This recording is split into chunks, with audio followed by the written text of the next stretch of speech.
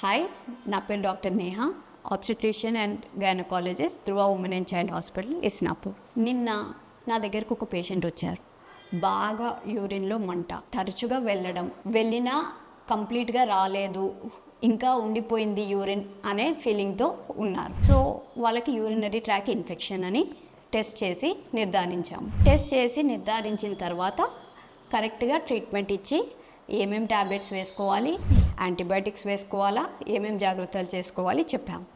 జాగ్రత్తల్లో ఏముంటాయంటే, first water quantity 4 to 5 litres per day తీసుకోవాలి.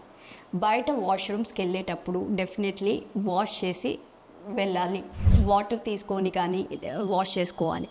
Morning evening రెగ్యులర్గా లూక్ వామ్ వాటర్తో మన జెనైటల్ ఏరియా వాష్ చేసుకోవాలి. భార్యాభర్త సంబంధం కలిసిన తర్వాత డెఫినెట్గా వాష్ చేసుకోవాల్సి ఉంటుంది. ఆడవాళ్ళు కాటన్ ప్యాంటీస్ వాడితే యూరినరీ ట్రాక్ ఇన్ఫెక్షన్స్ తక్కువగా వస్తాయి. దాని తర్వాత కూడా మీకు ఫ్రీక్వెంట్గా యూరినరీ ట్రాక్ ఇన్ఫెక్షన్స్ వస్తున్నాయి, బాగా మంటగా ఉంది మూత్రంలో అంటే మీ గైనకాలజిస్ట్ని సంప్రదించండి. Thank you.